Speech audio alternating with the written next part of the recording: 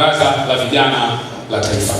Vyombo hivi viwili havishindani bali vinakamilishana, na hakuna kimoja kinachoweza kuchukua nafasi ya mwenzake, na vyote ni kuonyesha dhamira ya serikali ya kuhakikisha kwamba vijana wote wanapata nafasi ya kushiriki moja kwa moja kwa njia mbalimbali, lakini pia wanakuwa na vyombo rasmi vya uwakilishi katika masuala yanayowahusu. Kupitia Jukwaa la Vijana wa Vyuo Vikuu, wizara imeanzisha pia shindano la wazo bora la biashara. Lengo la shindano hili ni kuhamasisha vijana mnapohitimu elimu ya vyuo vikuu muwe na mawazo bora ya biashara yanayotekelezeka, yanayoweza kuwaajiri ninyi, lakini pia yakatengeneza ajira kwa watu wengine. Katika shindano hili washindi wataibuka na kupatiwa zawadi za fedha ili waweze kutekeleza mawazo yao ya kibiashara. Mchakato wa kuchakata na kuchambua mawazo ya kibiashara umefanywa na wataalamu wabobezi walioteuliwa mahususi ili kuhakikisha ushindani unakuwa wa haki na wenye weledi mkubwa. Na nilipata taarifa tayari mchujo ulishafanyika, nafikiri kwa awamu mbili. Kwa wale wa kwanza walioshiriki nafikiri walikuwa karibu 50 na kitu. Walikuwa 300. Kwa walichukua wengine. Walikuwa 300 wakachujwa, nafikiri wakabaki 50, 20. Sasa hivi tumebakizwa na wachache ambao leo tutawasikia hapa wakiwasilisha mawazo yao, na tutawapa seed fund kwa ajili ya kutekeleza mawazo yao halisia. Na hii ningependa kutoa wito pia kwa wadau wetu wengine ambao wako pamoja na sisi, watuongezee nguvu, ili kama una watu 300 wenye mawazo, maana tunahitaji pia kuwa na wingi wa watu wengi wa kuweza kushinda ili watekeleze mawazo yao. Kwa hiyo tungependa sisi kama serikali tumeanza kwa udhamini wa mashindano haya, lakini tunatamani pia taasisi na mashirika mengine watuunge mkono ili na wao pia, ili kesho na kesho tukiwa na watu 300 basi tutoe mtaji hata kwa watu 100, vijana 100, nafikiri tutakuwa tumeendelea kuwainua wengi. Lakini kwa kuanzia nafikiri si hapa tumeanza, na naamini tutaendelea kukua zaidi. Dhamira kwa nini tunafanya hivyo? Tunataka tuwe vijana, tusiwe tu watu wa kuelezea matatizo, tuwe watu wa kutatua matatizo. Tusiwe tu watu wa kutafuta kazi, lakini pia tuwe watu ambao tunatengeneza kazi zetu wenyewe. Sio safari rahisi, lakini ni safari inayowezekana. Na serikali itakuwa tayari kushika mkono katika hali ambayo ni halisi na inayotekelezeka, ili kijana yote ambaye ana ndoto itaweza kumsaidia. Na tutaishia tu kuwapatia fedha, tutawapa ulezi, mentorship ya muda, tutawapa muunganiko na taasisi za kuwalea, lakini pia na watu wanaofanya mambo ambayo wewe unataka kuyafanya ili ukue, ili siku moja kutoka hapa Singida tuwe na wafanyabiashara wakubwa ambao watakuwa wametoka katika mashindano haya. Ndugu vijana, kupitia Vijana Platform tunataka kuzisikia sauti zenu. Tunataka kujifunza kutoka kwenu.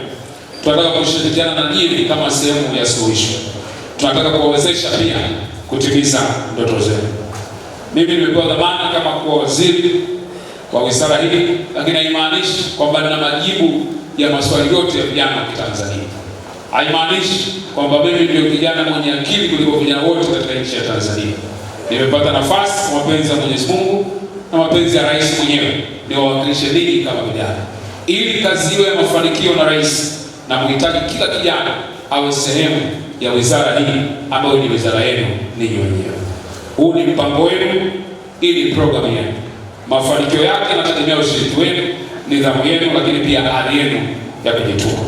Kabla ya kuhitimisha hotuba yangu, naomba kuwahimiza vijana wote kutumia jukwaa hili kikamilifu.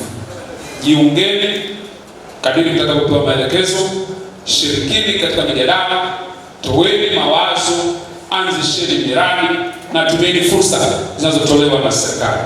Hata siku moja kijana usije ukasema haiwezekani, wala usije ukasema fursa hii ya watu fulani.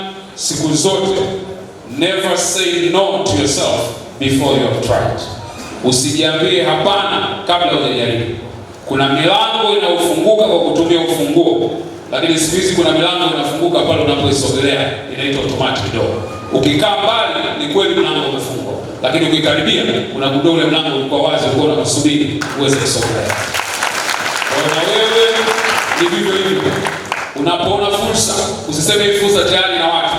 Useme hii fursa tayari imechukuliwa. Kama kila mmoja akisema hii fursa ni mtu fulani, ina maana hii fursa itabaki na mtu yote. Uwe wa kwanza kuingia katika fursa. Na ukifeli mara moja, usiseme kwamba nimefeli. Wanasema there is no failure in life. You either win or you learn. Unajishinda au unajifunza. Hakuna kushinda kwenye maisha. Kila unaposhinda mara moja, jaribu mara nyingine.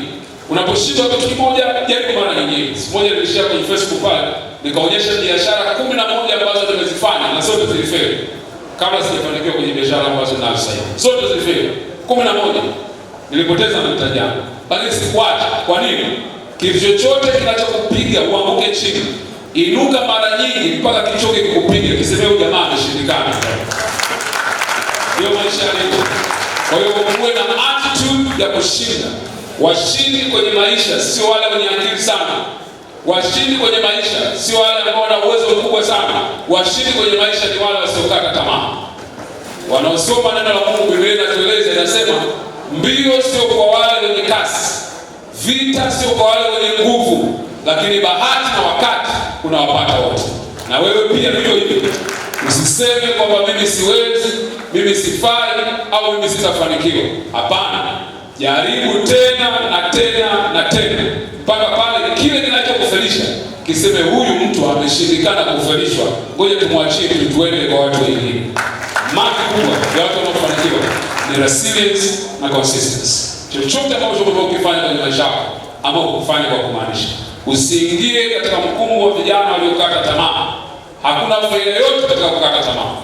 Umeshajaribu ya kutosha, kile ulichokijaribu na Mungu uliotumia kupe faida. Kama umeshakimbia tayari umepoteza nguvu tayari. Kama umeshawekeza tayari umeshapoteza fedha tayari. Sasa haina faida kukata tamaa. Amua kwamba jasho ambalo lishatoka tayari, muda uliotumia tayari, uwe na faida kwenye maisha yako. Amua kuwa kijana ambaye unaamini katika ndoto yako. Na yote inawezekana. Watu milioni 1 wakikwambia wewe unaweza, wewe ukasema hauwezi, hautaweza. Lakini watu milioni 1 wakakwambia hauwezi, wewe mwenyewe ukajambia unaweza, utaweza katika maisha. Sio kuhusiana na watu wengine, ni kuhusiana na wewe mwenyewe. Serikali iko pamoja na nyinyi na mustakabali wa Tanzania uko mikononi mwenu. Mwisho wa sio kwa muhimu, naomba kumshukuru mkuu wa mkoa wa Singida na timu yake ya mkoa na kaimu rasi, naomba nifikishie salamu zangu.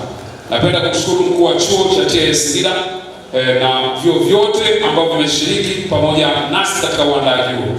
Napenda kuwashukuru serikali za wanafunzi ambao wameshiriki kwa karibu sana pamoja nasi. Wadau wote ambao kwa namna moja au nyingine mmechangia katika kufanikisha tukio hili ambalo limefana sana. Lakini pia ninatambua kwa namna ya kipekee sana, anapenda kutumia fursa hii nimpongeze kwa namna ya kipekee afisa maendeleo ya vijana wa mkoa wa Singida kwa uratibu mzuri wa shughuli za maendeleo ya vijana. Hongera sana ndugu yangu, unafanya kazi nzuri na nakutia moyo, kazi yako ni njema, inaonekana. Na watu kama wewe huwa hawaishi kwenye nafasi hizo tu, huwa wanaenda mbali zaidi. Hongera sana. Baada ya kusema haya ambayo nafikiri sio machache, niseme baada ya kusema haya mengi, ninatamka Vijana Platform kwa vijana wa vyuo vikuu kwa maana ya Campus Connect na vyuo vya kati mkoani Singida na Tanzania kwa ujumla limefunguliwa rasmi. Asante kwa kunisikiliza. Mungu ibariki Tanzania, Mungu awabariki vijana wa Tanzania. Asante sana.